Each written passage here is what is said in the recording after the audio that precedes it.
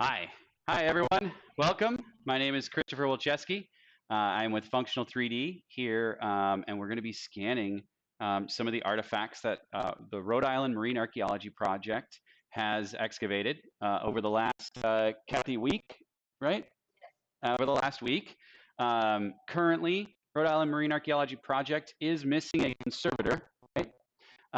And that unfortunately means that all of these artifacts will have to be put back. So this is a really great opportunity to utilize our technology that Functional 3D offers and the capabilities in order to capture these artifacts and make that digital 3D copy. So what we're going to be showing off is the process for structured light scanning of some of these artifacts. Right now, if you can see it on my screen, if we have the screen share going, we're going to be scanning a piece of bone. Any idea what bone it might be? Not yet. No, no clue. It just came up. Yeah. Um, and so I'm going to kind of talk everyone through what I'm doing and my thought process is. I have calibrated this already this morning. So I have made sure that it is receiving the right information. So what I'm going to do right now is make some adjustments. If you can look on the right-hand side of my screen where my mouse is, I'm going to make some adjustments. We've got this really nice red view, and so I'm going to bring down the exposure so I can minimize the brightness and just check and make sure we're getting a good capture. So I'm going to go ahead and just start a capture, and we're going to take a look at what the information looks like coming out with these settings and adjust as needed. So I'm going to go on here and set up my turntable.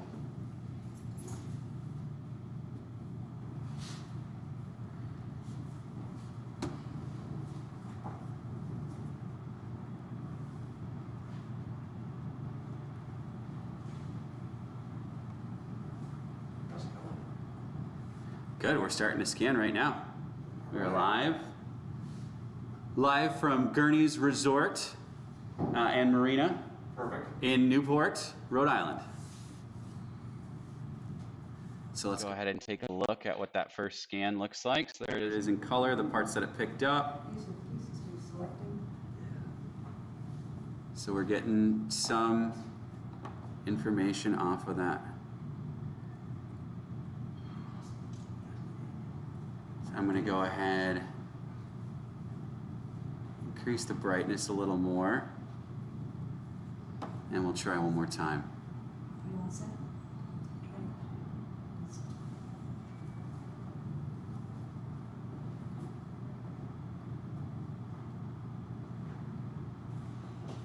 So we'll take a look and see. We can already see some of the geometry of the bone coming through.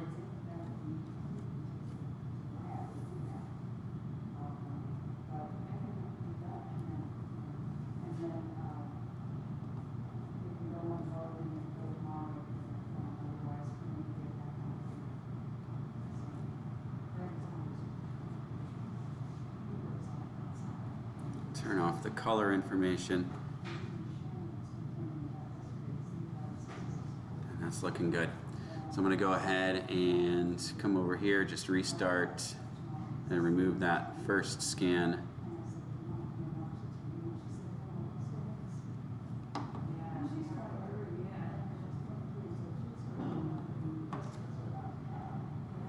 And go ahead from here. So we're scanning. I'm going to go ahead and turn the turntable 10 degrees. And we'll scan again. So that means we will pivot this artifact 36 different positions in order to capture all the details and make sure we get all these different undercuts, recesses, and pieces of information from the artifact.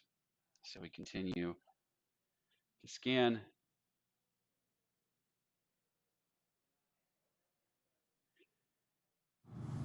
And please, if anybody has joined us, go ahead and ask any questions you have.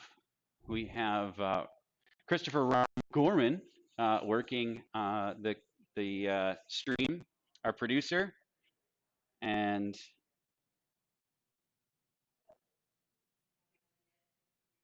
we have Teddy working as my assistant, helping me with the artifacts and some social media piece. So huge thank you to everyone today to help make this possible.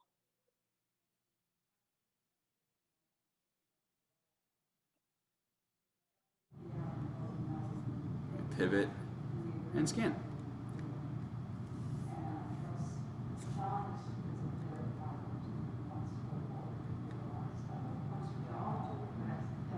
It's a really amazing opportunity to support the work that the Rhode Island Marine Archaeology Project is doing. Let's take a look. So we get a little bit at a time when we make those turns.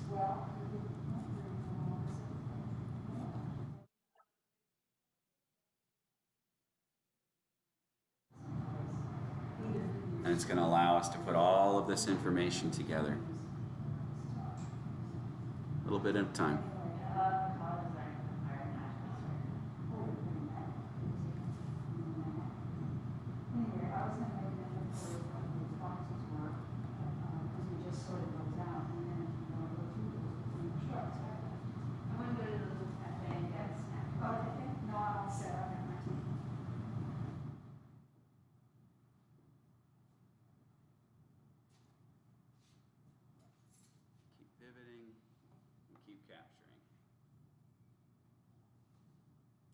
Once we're done with a full 360, we'll rotate the part around. So that way we can capture a different the side that's on the turntable.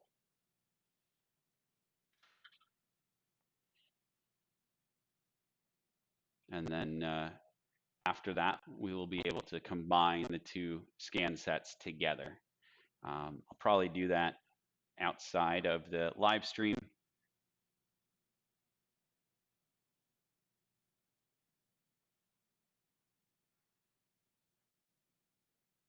So that we can focus today as much as possible on the artifacts themselves.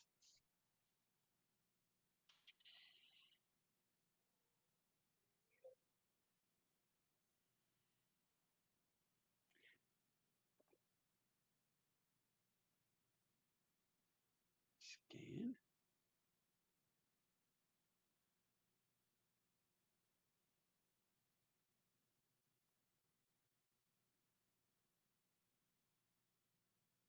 If you notice, the way that this scanner works is it is a projector. It's projecting a known pattern onto the object. Just kind of give a little understanding of how structured light scanning works. And this one here specifically is using a black and white camera. So if you notice at the very end, it projects 3 different colors, red, green, and blue.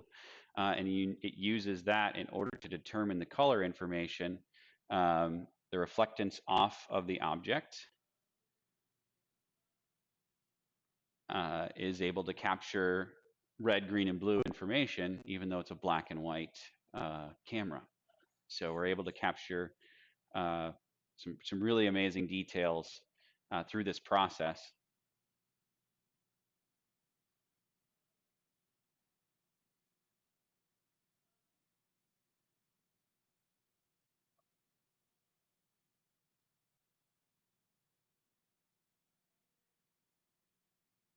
Because of the organic nature of these shapes, it's going to be, it shouldn't be too challenging in order to put it all together.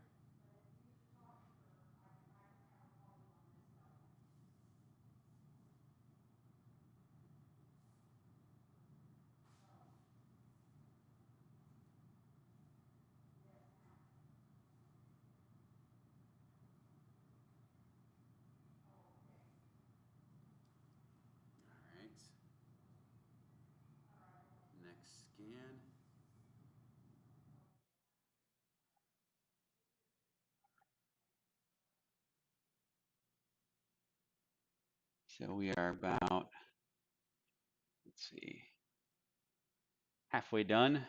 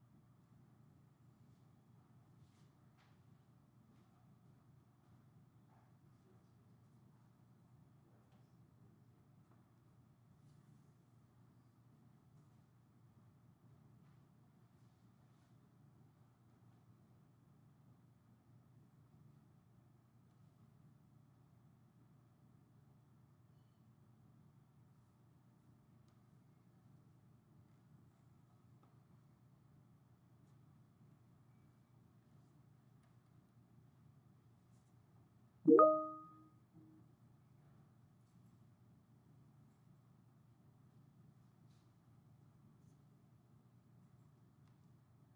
right.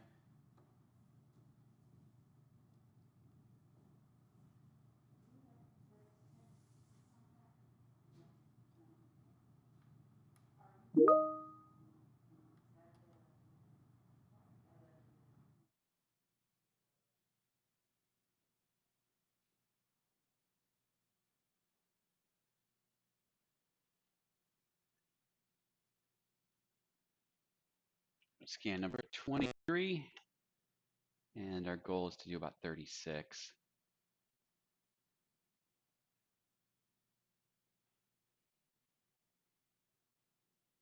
We're rotating 10 degrees on each of these scans. We can see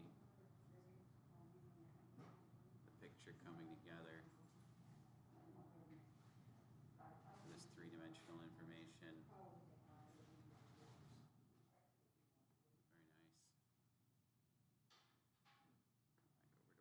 Very nice.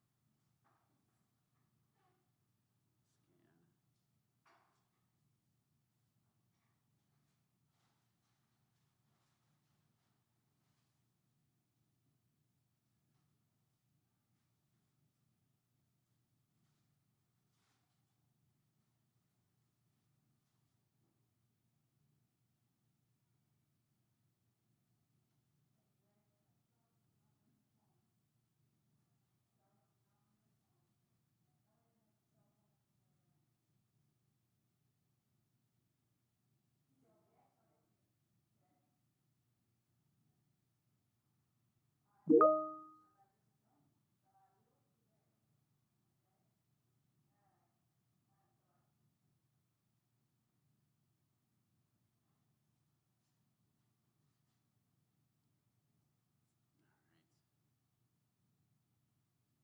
10 left on this first position.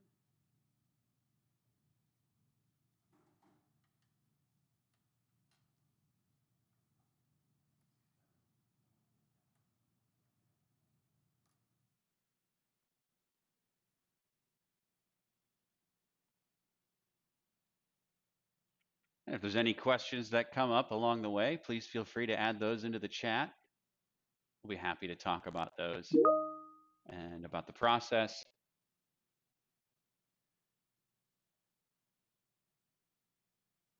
What we're capturing. Ryan will be relaying those to me.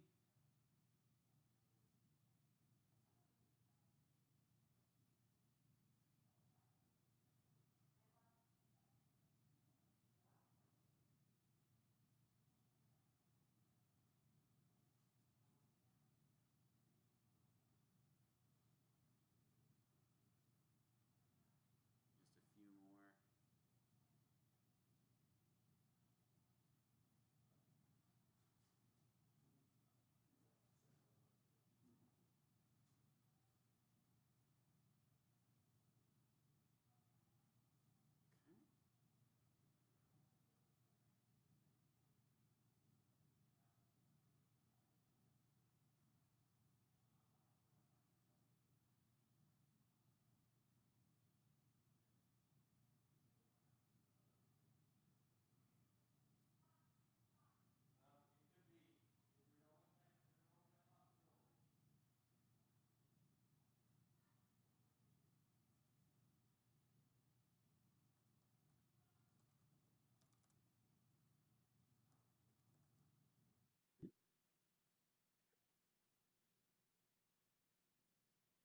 Just a few more now.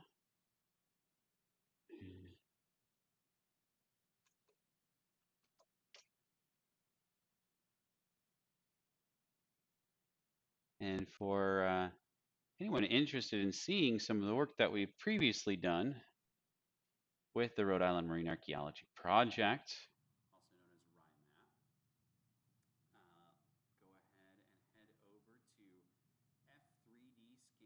f3dscans.com/RIMAP-gallery. I'm going to go ahead and bring that up in just a second.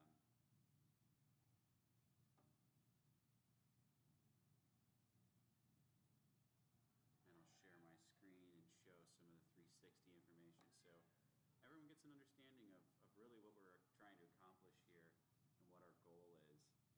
So, Ryan, I'm going to go ahead and start another window capture on my side, and I'm going to call it browser. Just give me a moment. Browser, create new, and then I'm going to change that to my Chrome.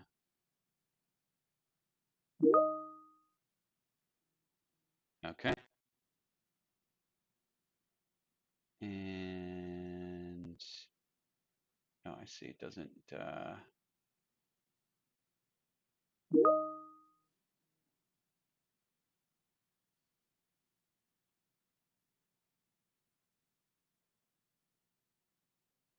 Let's see.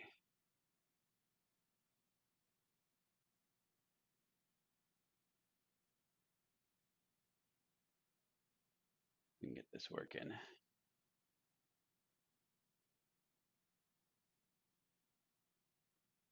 All right.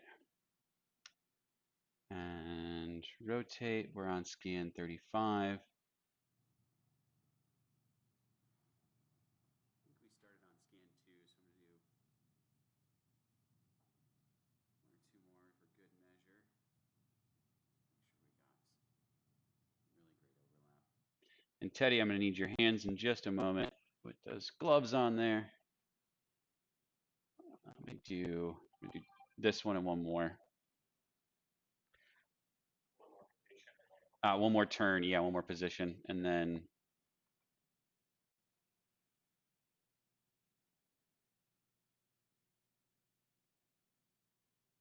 just to make sure, good measure. All right. After this one, you can go ahead and change that. And then, Ryan, are you able to see the browser now as an option? All right, let's go ahead and switch over to that. While Teddy goes ahead and repositions, I'm thinking, can we get it this way or that way? Yeah, if we can get it so that the bottom is facing up, basically, that would be the best. Currently the bottom is facing up. This was the bottom. Mm-hmm. Now it's facing up. Okay. Perfect. Excellent. So we can see this is some of the work Teddy and I did previously. This is the Cooper's handle that we did. You can full screen. Did the full screen come through? Okay, excellent. Yeah. I know I have it windowed, so I didn't know if there was anything. So here's the handle that we also 3D printed for fun. This out, show the camera, so we can take this data that we scan, and we're able to actually use this for any of the more modern manufacturing methods. So this data can not only be used for reviewing and seeing three-dimensional objects on a computer screen or in that digital capacity, but it can be then remanufactured so that way people can get hands-on. So I'm going to switch back over to the scanning. So again, that site For anyone that wants to dig in and play with some of this stuff, you just need a web browser and a connected device. So if you have, whether it be a phone, a tablet, a computer, f3dscans.com/RIMAP gallery. I think Ryan can put that in the chat for us. So if anybody wants to follow that link and get to that, they can, and see some of the other objects. And if you have a if you do have you're using it from a Chrome browser on your phone or tablet, I know you can also do augmented reality. So you can actually kind of place these objects in your space and see them and be in a relative position, move around them, but viewing through your screen. So it's really an amazing experience to be able to do that. And I'm going to switch back over to the scanning program now. And we're going to go ahead and we're gonna name this position too, and we're gonna start this one back over at 1, just so we remember our count.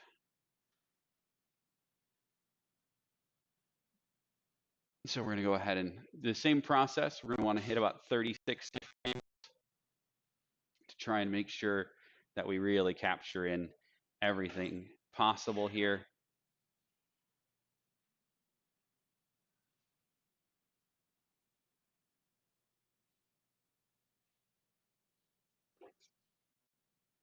So again, the projector is pushing out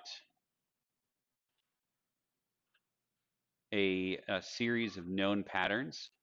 Kind of look like black and white lines, varying widths and locations, and it uses that to understand the three-dimensional shape of the object that it has in front of it. So it's able to put that all. What's that? Oh, that did that work or? Oh, okay. I see that. Okay.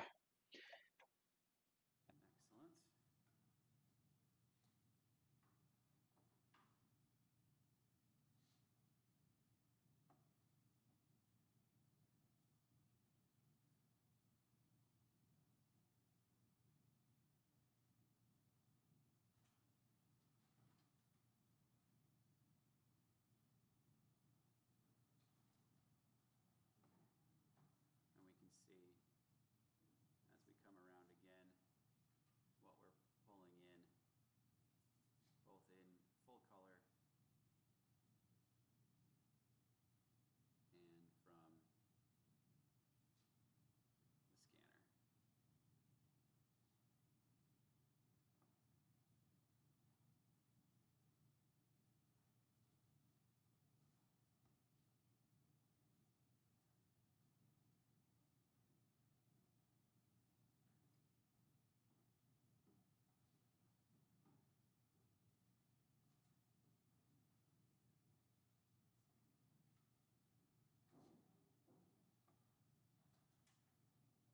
Sure, yeah.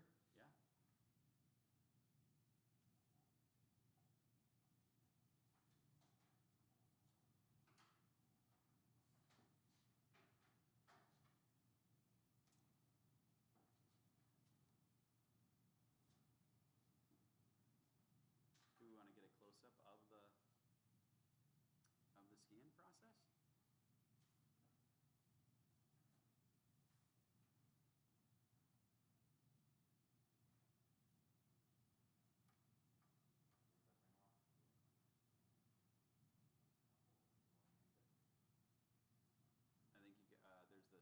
Oh, there you go. Okay. Oh,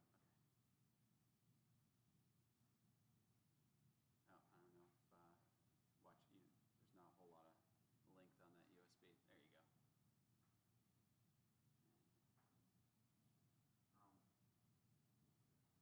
There you go. Yeah, maybe just go up a little bit. That should be good. So for anybody that couldn't see it before, go ahead and do one of those scans right now. If you can see those patterns popping up on the turntable, and coming across that the artifact.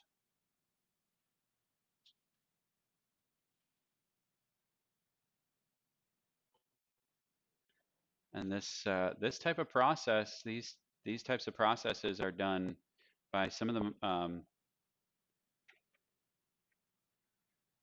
larger and more famous institutions.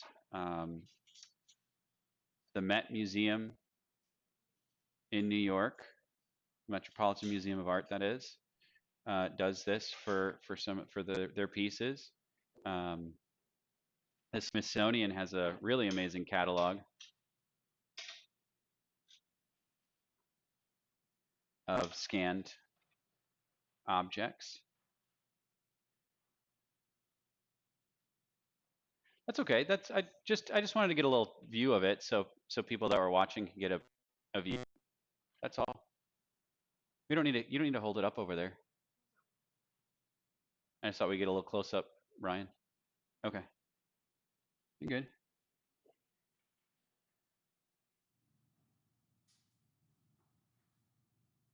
Let's take a look and see what some of the process looked like.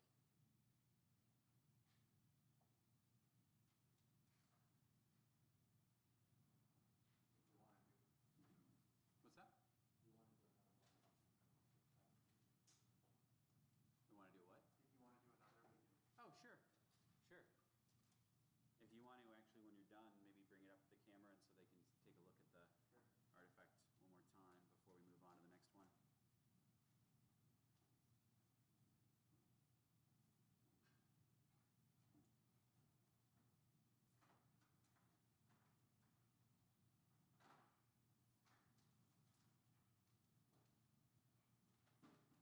Okay.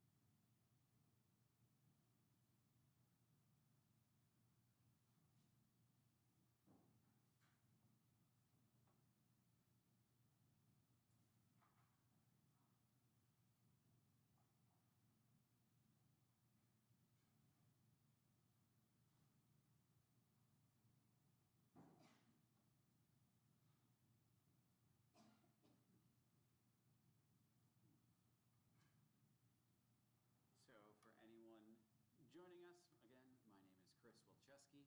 I am the founder and CEO of Functional 3D.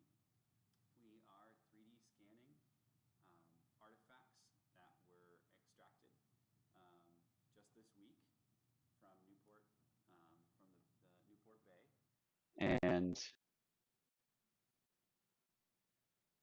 we are documenting these in full 3D and color. So that the Rhode Island Marine Archaeology Project, RIMAP, is able to have this digital copy. Currently,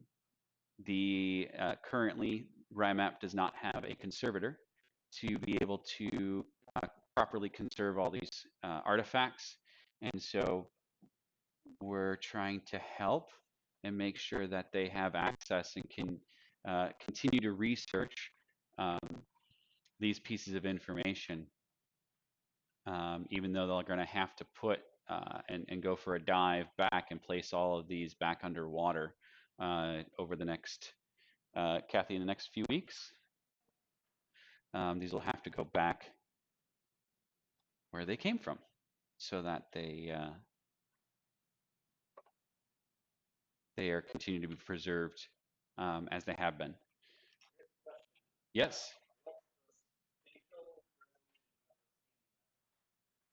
The spatial resolution on this, so we have, this is using I think about a 2 megapixel camera, and I have it focused in at about the smallest, I think about 100 millimeter area.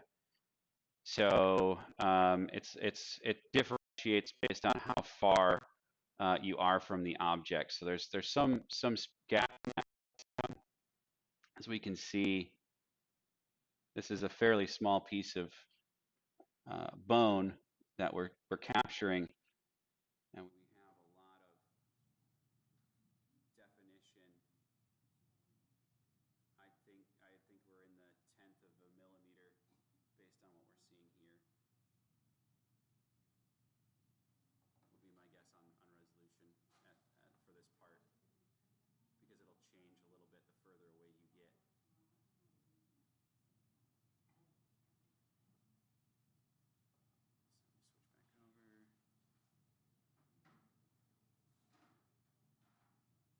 let me switch back over. And if you're unfamiliar with this 3D scanning method, we want to make sure that we capture it from many different angles, and that there's overlap between all of those, so that we're able to accurately put all of that information together. So we've not only scanned this from one direction, but another. We actually turned the part over if you're just now joining us.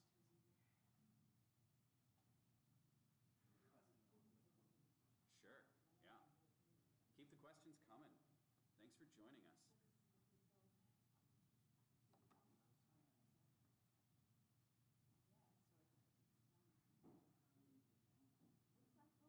You should be able to tilt just the camera itself up on that pivot.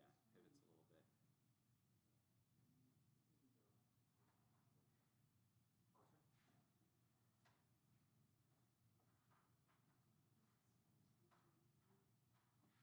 And we're going to be scanning a few more artifacts today.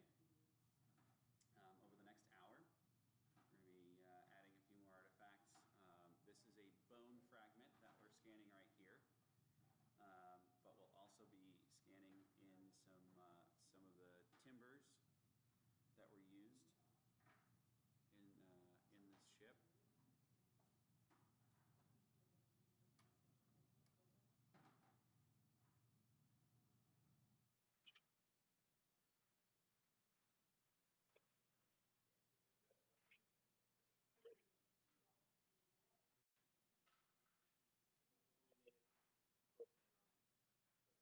Yeah.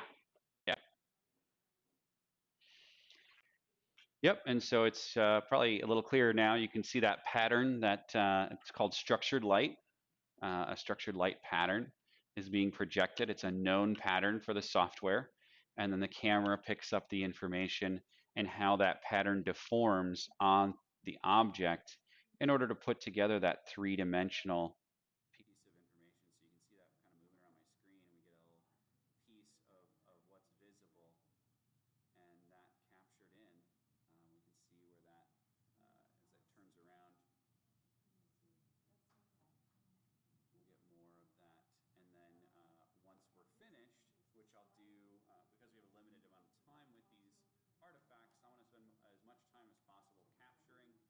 So I will not be showing, at least today, the stitching process of combining these scans and these multiple scan positions together.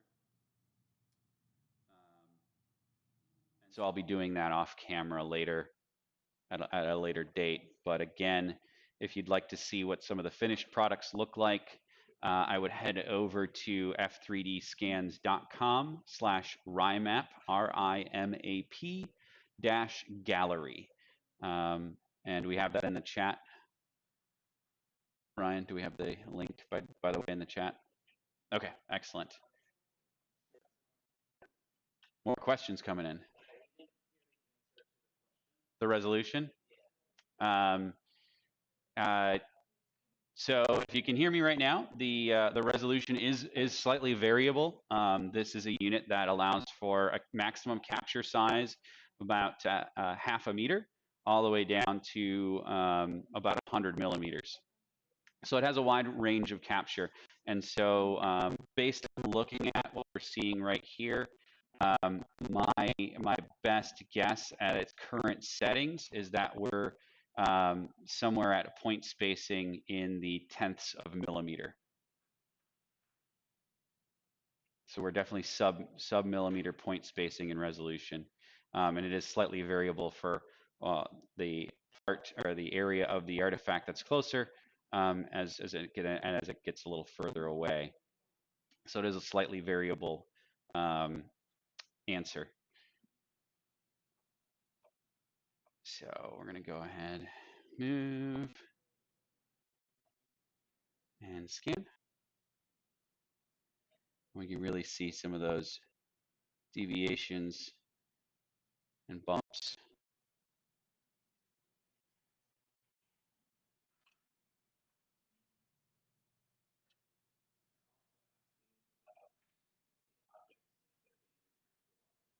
Yes, great question. So these objects will be returned. The Rhode Island Marine Archaeology Project is currently in need of a conservator. So if you know somebody, or if you're located in Rhode Island and have those skills, they are looking for someone to help assist with that. And so these dives that have been going on over the last week only allow for a certain amount of time for the artifacts to be out of the water, and they will be returned.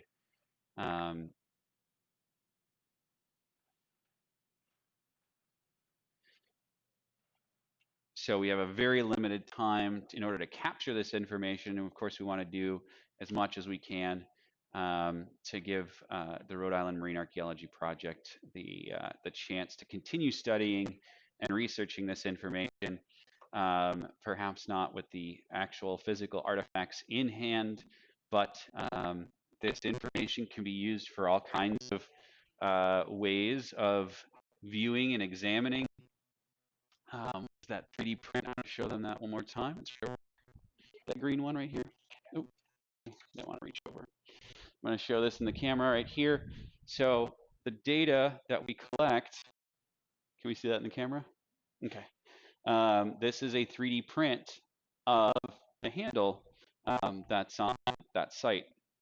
So if you want to go ahead and take a look at this, the original capture information you can. It is posted and publicly available.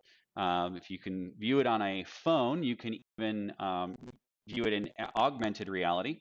So you could kind of digitally place the object on a table in your space through your phone screen. So it's a really amazing way to interact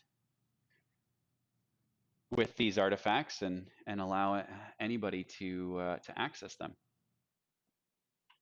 So, but yes, to answer the question, these will be getting returned to the water in order to be continue to be preserved in their current state.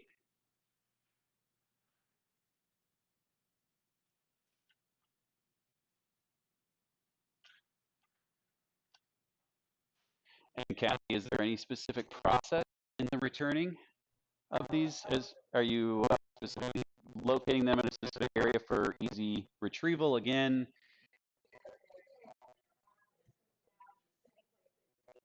Okay. Gotcha. Gotcha.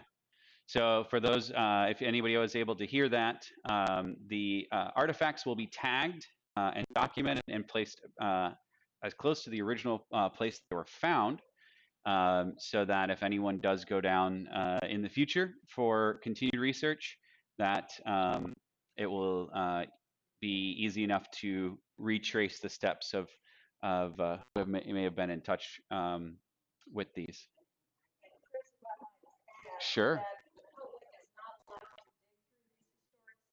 Okay.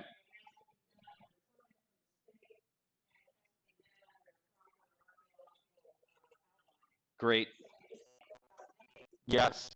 Yes. I'm not sure if anyone. I'm not sure how well the microphone is picking up Kathy, but for those of you listening, this does not mean please go down there and it does not mean go down there and dig around for these artifacts. These are protected by the state of Rhode Island, and you would need to apply for the proper permits in order to um, do any sort of excavating of these artifacts. So this is best left to the professionals, as they say. All right, I'm going to do a couple more for good measure. We've been talking, and I don't want to I think I may have pressed the scan button without it turning, so make sure we have a really good overlap and capture of everything as far down there as possible. So we want to make sure we get in.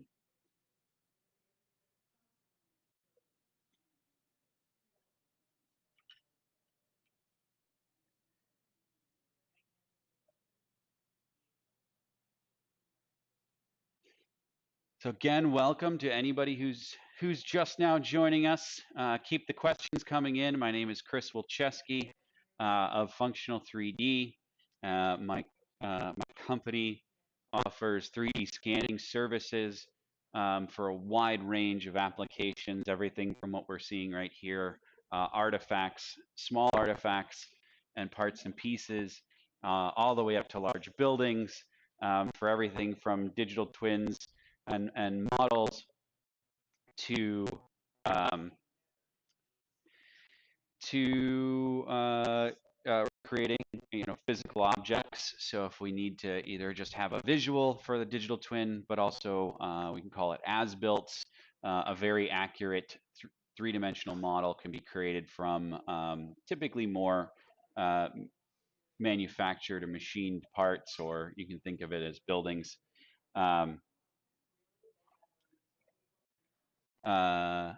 So I think we're all set with this artifact. I think we're going to move on to the next one. I just want to give it a quick. We can see we're getting some of that inside there. I'm going to try.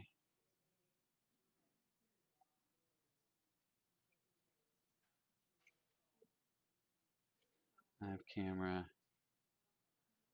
Let me capture one more at this angle. And get. So I adjusted the exposure. Listed as, I believe that's the actually the shutter speed for the amount of capture time per pattern. So if you notice these will take just a slight bit longer, and then hopefully we get a little more information down the center. I think we got time. Yeah. No, I think we should have enough.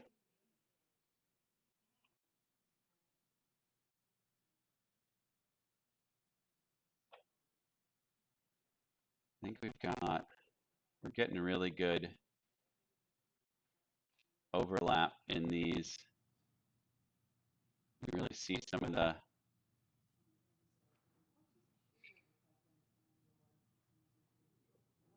kind of I guess that we like a marrow, right? The hollowed areas of the bone. So I think we're good on this. Yeah, yeah. Let's go ahead, and we'll switch over to. I think we said we're going to go with the piece of. Ooh, sure. Okay. Yeah. Yep. Just one moment, and then I'm going to save all this. I'm going to go ahead and we're going to save this project. And you can see we've got quite a few scans here. Save project as, and we are going to add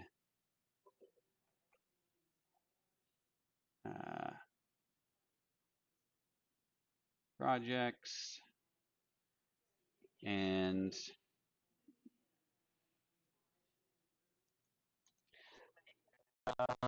hey, can you read off the name, yeah, for that bone? For the bone, yes, please. That handy. Yeah. And so do we know anything about this We know nothing about this object. All right. Exciting. You saw it here first. It looks, if I had to guess, I'd say some kind of like ornate molding for chair. Awesome. Something like that. Exciting. All right. All right. So I'm just going to save it as bone fragment. Okay. Thank you very much. So, RI2 for 2020-1000.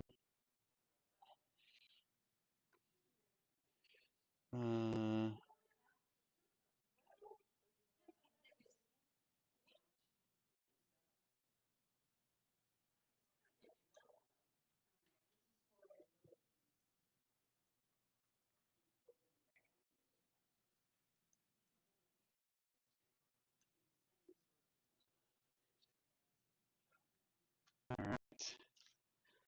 Here we go. Thank you. All right, so we just want to make sure we label these properly. And we can kind of come over here and see we've got all of those scans coming around in a circle. And we can turn them on individually. And we can see how we have slightly different angle on that artifact as it moves around. So now we're going to go ahead. We've saved that. We're going to start a new project. You just, before I go, let me double check it's there. Never want to think you did something. There we go.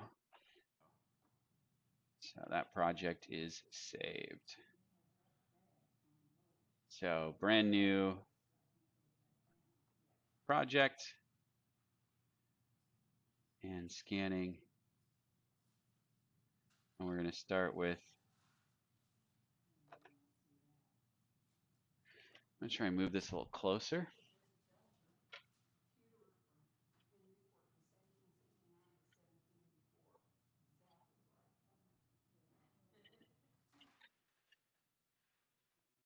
And when we reposition it, this setup is okay. I don't need to do any additional calibration, but I do need to make sure that I'm focused properly. I want to make these lines as clean as possible on this artifact, and also make sure that my camera focus is also as clean as possible. I have an adjustment on my camera that I can really make sure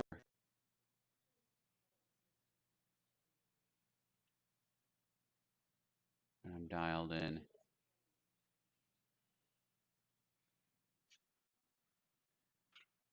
So let's go ahead and take a look. May need to adjust some settings here.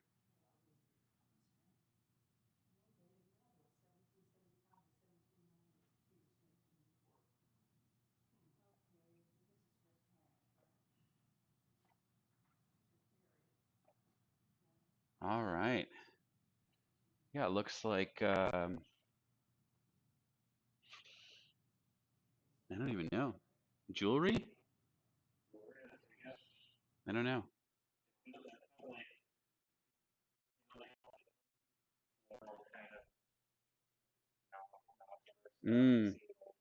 Sure.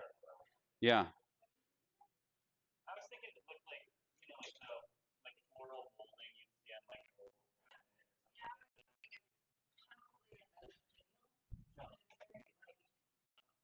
yeah, I wouldn't know anything about the material, so I trust whatever you guys tell me on that. But yeah, interesting how you can't. Sometimes it's hard to see. Is it wood? Was it metal? What was it? It's not wood. Okay, because that would have broken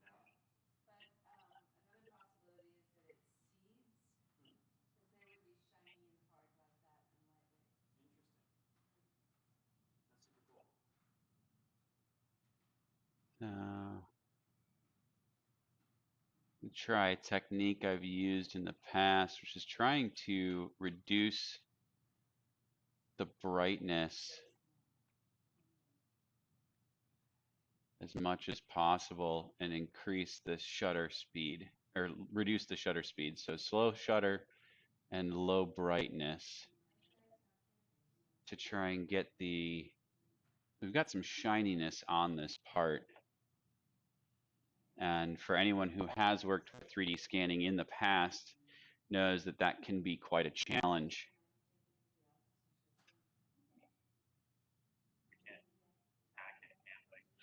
No, because these are artifacts, we do kind of have to work around the limitations of technology. It continues to get better, of course, regularly, but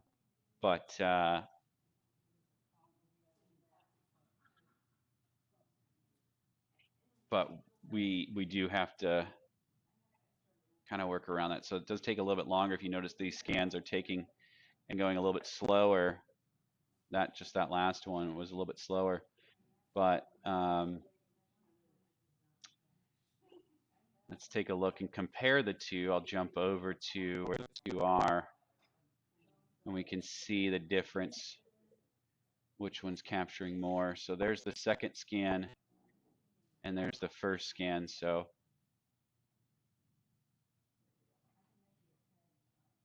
we can see a little bit more was captured in that second scan. There's some holes in the data, pretty small, but definitely got some more captured that way. So let's go ahead and I'm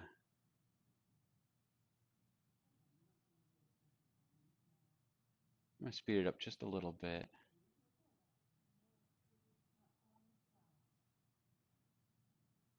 I want to make sure that we're not blowing it out.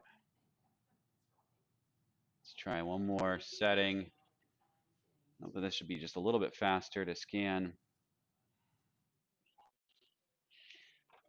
And for anybody just joining us,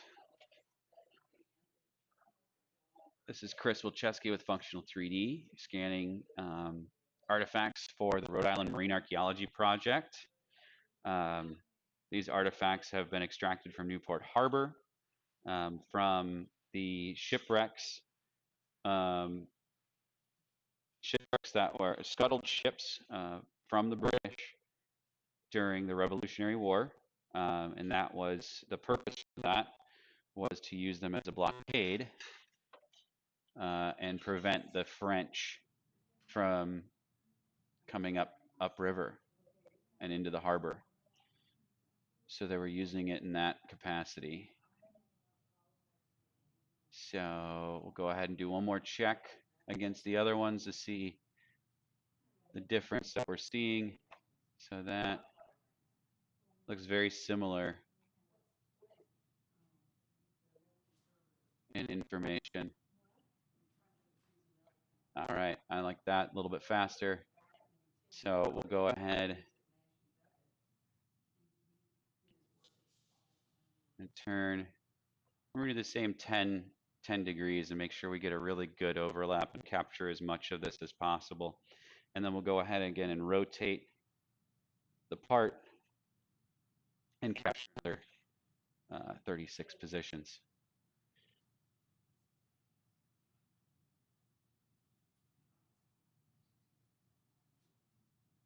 So if you'd like to see, if you're just joining us, I'll give you a little intro on the project and what we're doing. But if you'd like to see some of the previous work that we've done with that Functional 3D has done for Rhode Island Marine Archaeology Project, please head over to f3dscans.com/RIMAP, RIMAP -gallery to take a look. And you'll be able to see the information we captured there from the last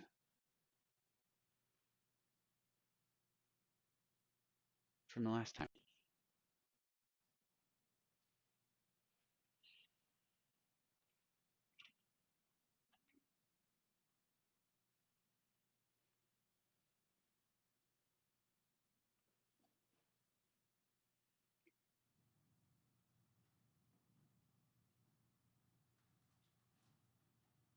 So as I was discussing before, some of the challenges with can come from shinier objects. They can be extremely challenging to capture, um, and be difficult. And the reason for that is you can imagine the camera is trying to look at the deviations of these lines that it's projecting, this known pattern.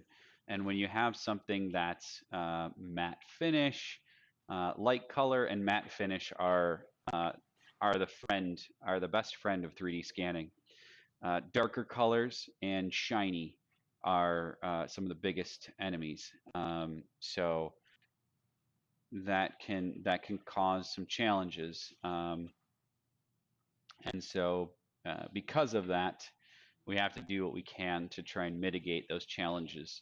When it comes to working with, say, a machined part or a casting, something that is not easily damaged or essentially priceless, we can use some sprays, some removable sprays, or some talcum powder in order to cut the shine off an object like that.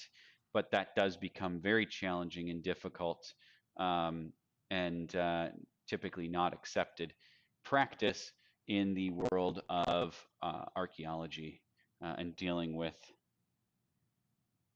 um, non-replaceable non-replaceable objects, as I'm sure you can imagine. All right, we have just about a half hour left. All good? Okay. Sure. Technology.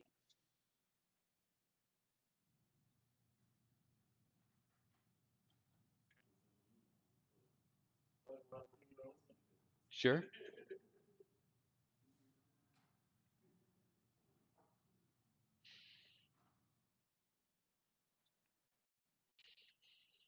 Please feel free to keep those questions coming if you have any.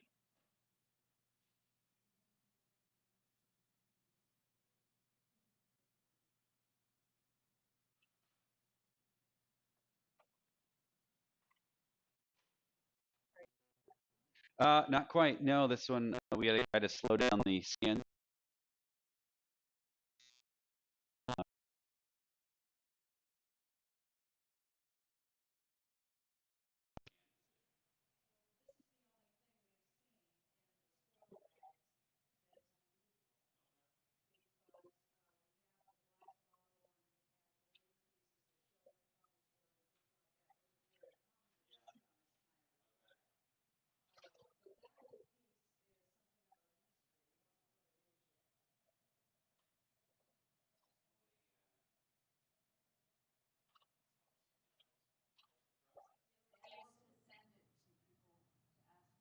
Yeah, yeah, and then So we can send an image without having to disturb the object itself, exactly. and that will help us identify it. Yeah.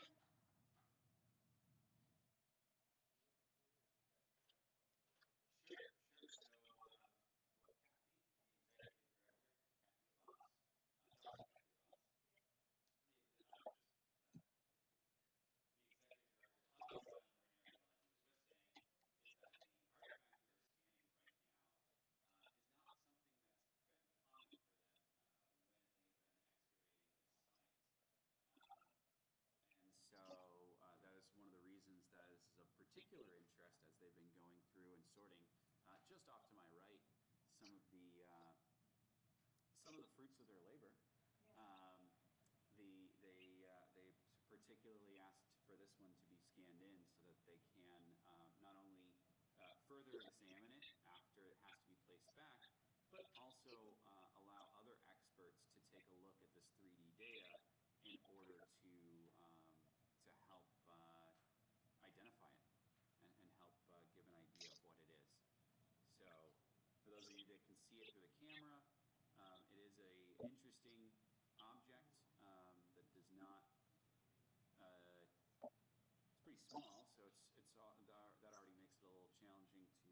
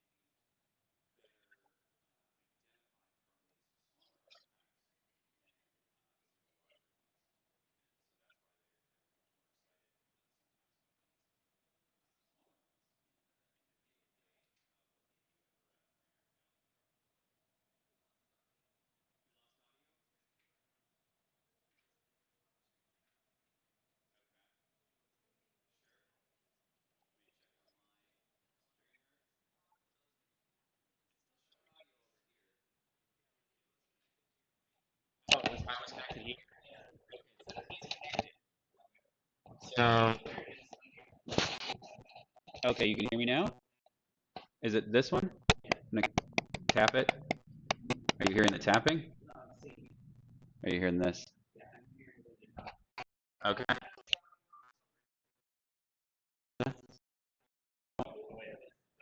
You're fine.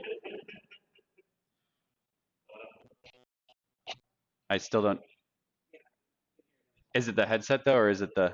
It is the headset. Okay. My apologies to anyone. It announced in my ear that it had disconnected, and so that's why I took it off. But apparently it reconnected. Didn't tell me.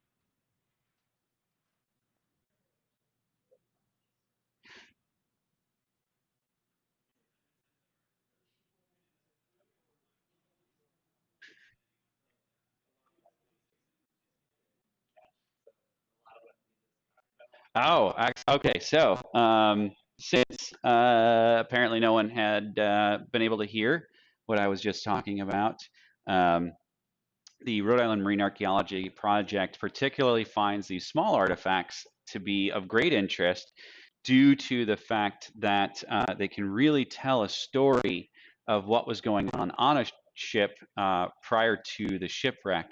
The larger artifacts, the shape of the ship, the hull, things like cannons are going to be common to multiple ships of that era, of that time frame.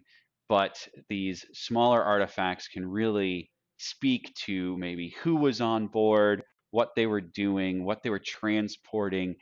They give a much better insight into a day in the life of a person aboard this ship. So that is what is very exciting to the Rhode Island Marine Archaeology Project oftentimes,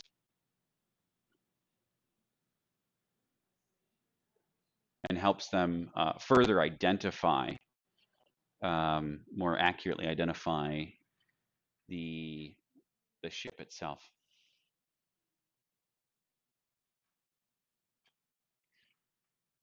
Please forgive me for just a moment. I'm going to take a minute and get a drink.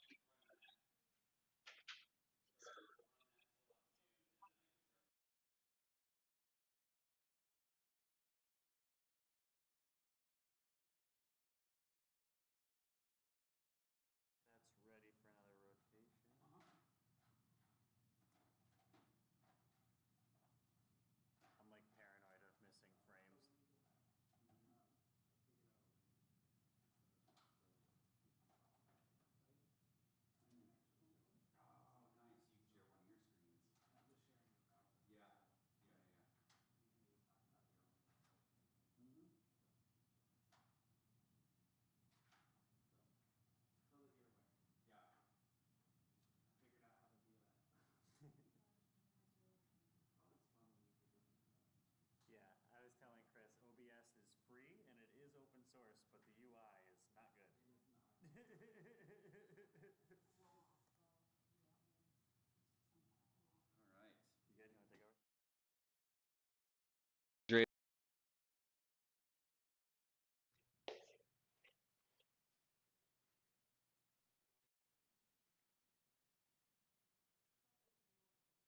And in combination with this structured light scanning, we're going to follow these artifacts up with also photogrammetry to add in even higher resolution photo information. So that way we can combine the best of both worlds, hopefully, which we have done previously for other projects. And it really gives a great capability of experiencing the high res. Really improves visuals of the objects that we scan, whether they be small or large objects. So we're going to be following that up. We will not be doing that live. We're going to use that once we finish with the structural scanning, and we'll be calling it in about 15 minutes, which I'm hoping we got time to do all this. I wanted to get the pieces too.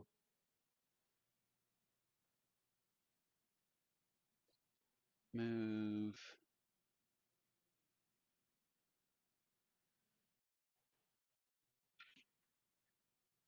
And I'm going to come over here while that's going on and just show again for everyone joining us. This is a 3D print. If you go to f3dscans.com, I think Ryan's going to go ahead and pull up that website. And so you can see some of the other artifacts that we had scanned previously from this same shipwreck, right? The same ship. It's all from the same ship.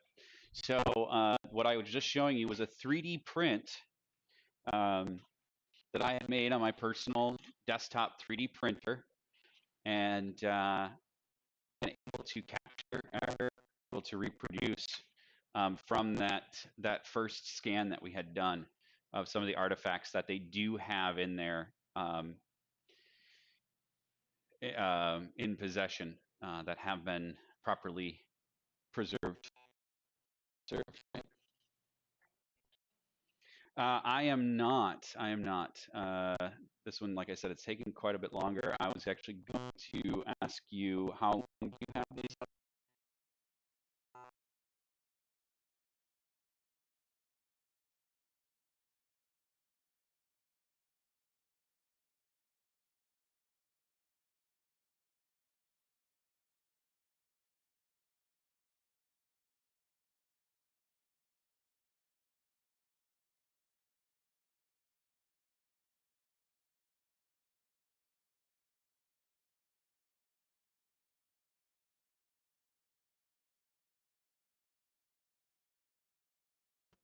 Absolutely.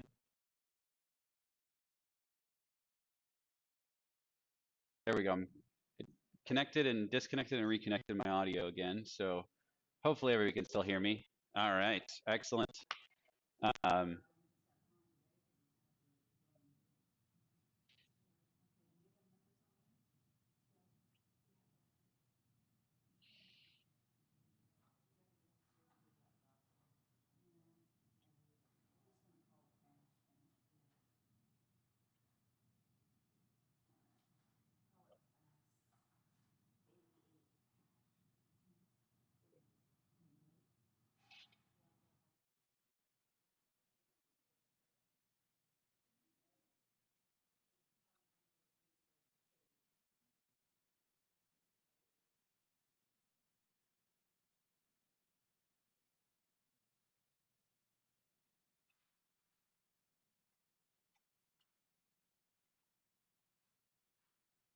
So for anyone joining us in the last 15 or so minutes, thank you so much.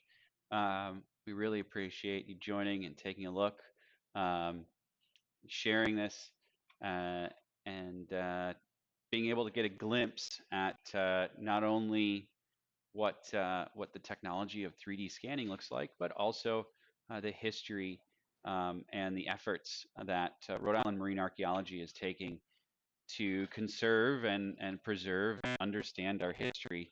Um, these are artifacts from the Revolutionary War. These pieces were found on a shipwreck from the Revolutionary War that was scuttled by the British.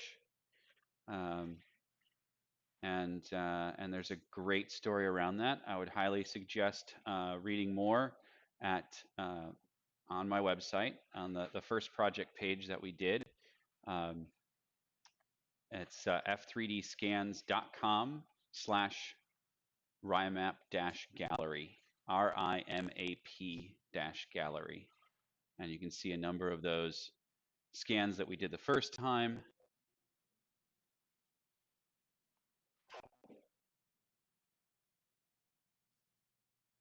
And you can see them in full 3D, all assembled.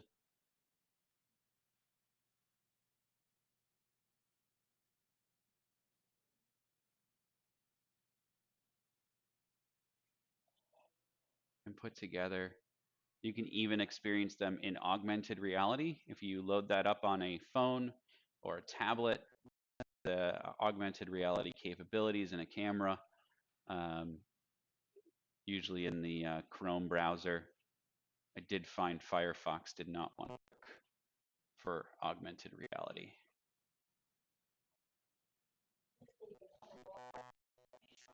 Correct. Yes, we are live. I announced that at the beginning. For anyone that did miss that, we are live from Gurney's on Goat Island, the new resort and marina. So if you're in the area, stop on by. They had some really neat like geodesic outdoor domes. Is that for like the is it for outside Rhode Island? That looks awesome. I may need to try that out. Looks like it's probably going to be out all winter, right? I think it's for dining. I think. Yeah, yeah, I believe it. I would imagine, and we can ask it. Yeah, yeah. So like you're then you're there with the people you're already, maybe from your household. So the COVID restrictions are a little bit lower, and you're not. Well, I'm imagining there's still quite a bit of air exchange, more so than there would be inside.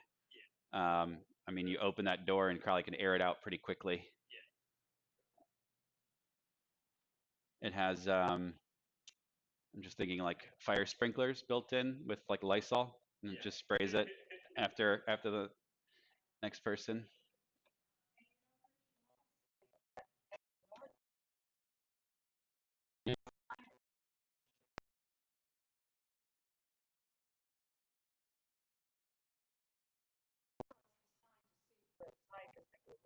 Excellent.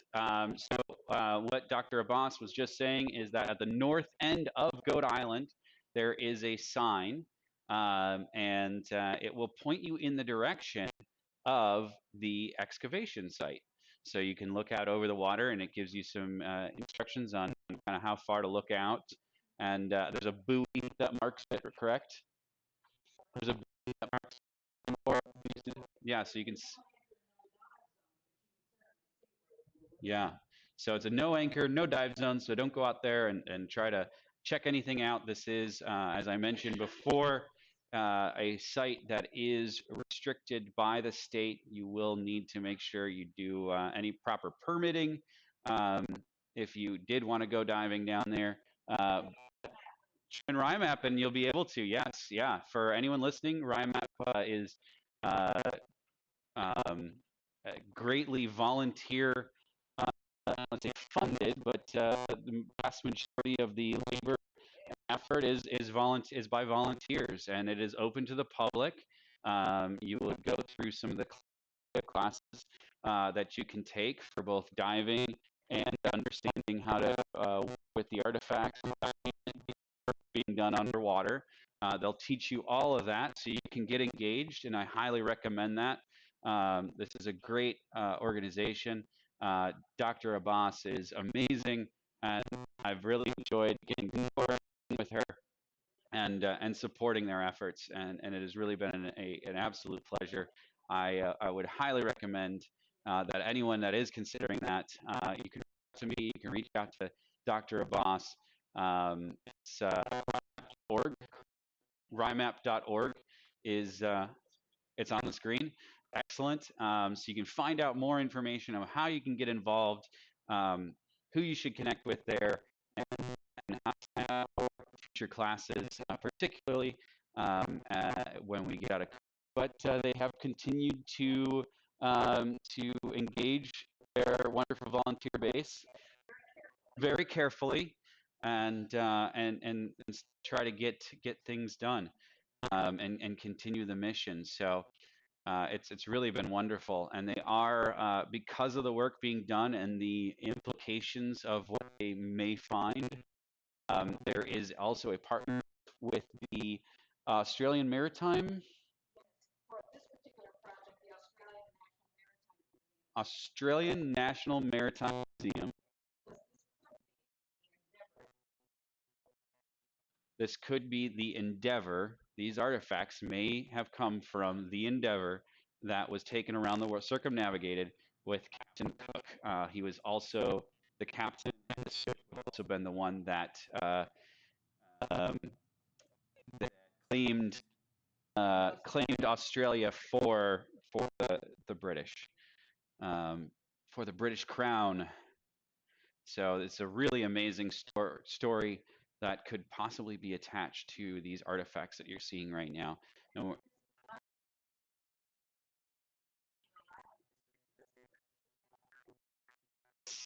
yeah, correct. Yeah, and the ships were scuttled during the American Revolution. This is definitely very old artifacts. I was excited to see, things even like a shoe leather, shoe sole that has lasted 250 years underwater, unprotected from the elements. I mean, it's low oxygen levels is why it does survive.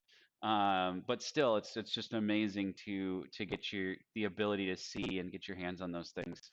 Not to actually, but to be able to interact with them, and know that they still exist hundreds of years later.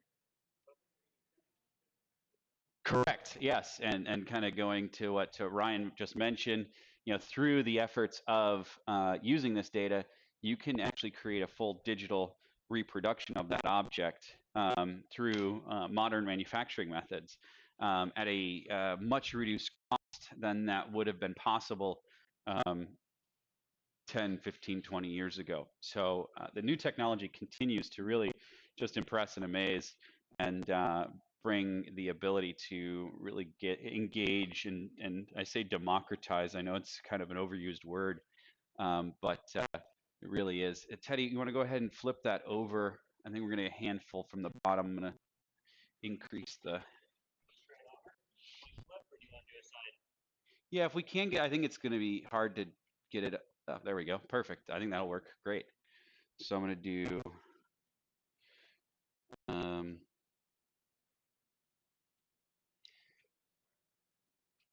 30 degrees. So that's all. I have to do 12. Let's go scan. Yes, I do. I brought them today. Scan position 2. I'm going to start this back at 1. And so we are just at the end of our 12 o'clock time. Oh, nice.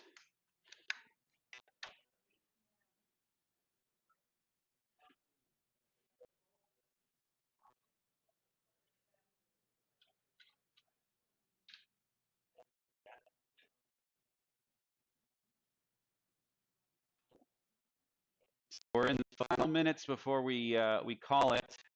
Does anybody have any final questions before we close down our stream? If you do end up having one of those on screen, or through my website, please feel free to ask a question, or through RIMAP. Be more than happy to answer those. I need to adjust some settings here.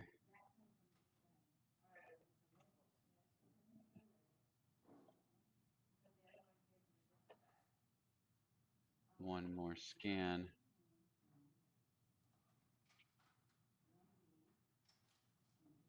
Oh, wait, I can.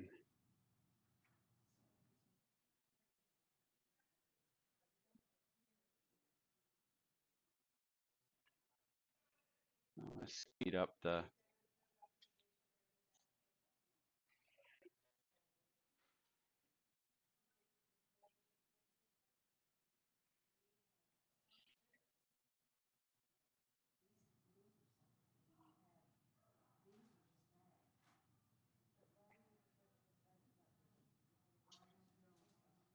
One more.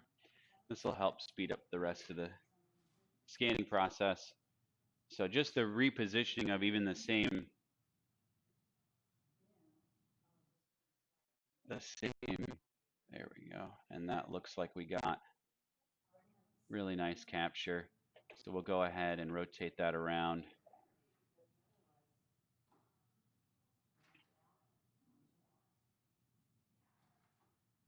We'll be able to capture this. So just a couple minutes left before we call our live stream. I want to thank everyone again for joining, taking the opportunity to learn about what we're doing, what Rhode Island Marine Archaeology is doing, and the opportunity to learn a little bit more about some of the technology and some of the work. Thank you again. My name is Chris Wilchesky. Please feel free to connect on LinkedIn, Facebook, and I wish everyone a great rest of your weekend. Oh, no camera yet. We're getting the final shot set up. Changing it off the scan right there. So thank you again, Chris Wilchesky with Functional 3D, supporting Dr. Kathy Abbas of the Rhode Island Marine Archaeology Project. We appreciate your time and the opportunity to share some of the work and the effort that we're doing here to gather and share history. It's a really wonderful. Oh, it's my pleasure. I'm really glad that we're able to help. So it'll be so interesting. And thank you again for joining us. Have a great rest of your weekend.